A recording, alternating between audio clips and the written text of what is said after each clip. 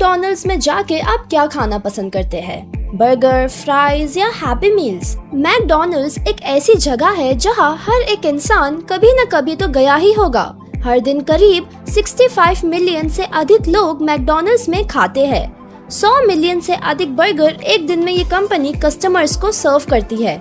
लेकिन इसके पीछे की जो पूरी कहानी है, कैसे दो भाइयों ने इसकी शुरुआत की थी, ये कोई नहीं जानता। और हाँ, एक और शख्स है जिनकी वजह से ये मैकडॉनल्ड्स दुनिया भर में फैल गया। तो आइए जरा इस कहानी को जानते हैं।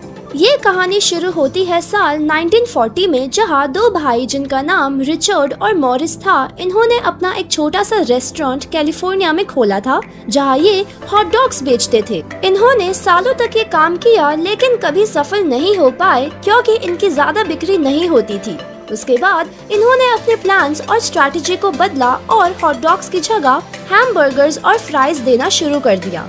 इन्होंने स्पीड सर्विस सिस्टम पर काम किया, जिसमें वो कस्टमर्स को सस्ते में और बहुत ही टेस्टी बर्गर्स खिलाते थे। इनकी ये स्ट्रैटेजी इतना काम कर गई और मैकडॉनल्ड्स कुछ सालों में ही मशहूर होने लग गया।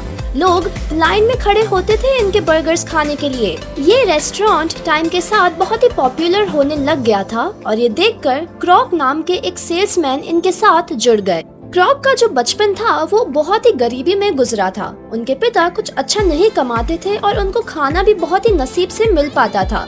और बस 15 की उम्र में क्रॉक एक एम्बुलेंस ड्राइवर बन गए थे ताकि वो कुछ कमा पाए। उन्होंने अपनी जिंदगी में बहुत काम किए, न्यूज़पेपर बेचने से लेके डीजे तक भी बन गए।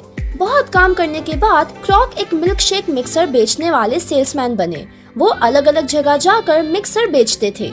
1954 में क्रॉक को मैकडॉनल्ड्स के बारे में पता चला और वो ये देख के शॉक हो गए कि लोग लाइन में खड़े होते हैं उनके बर्गर्स खाने के लिए।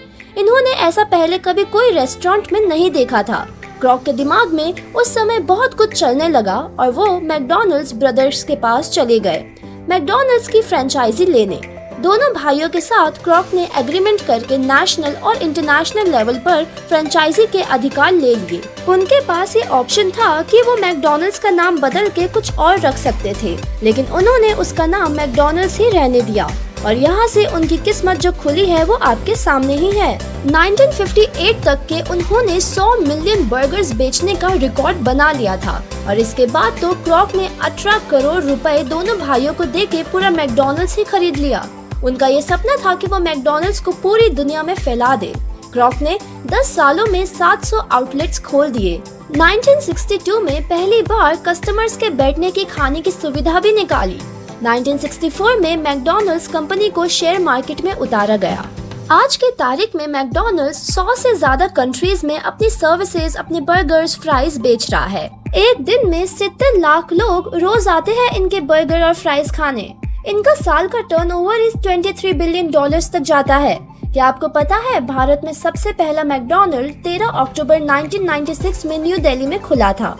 और ये थी कहानी दुनिया के सबसे बड़े फास्ट फूड चेन मैकडॉनल्ड्स की। कमेंट में जरूर बताओ आपको और किस चीज की स्टोरी जाननी है।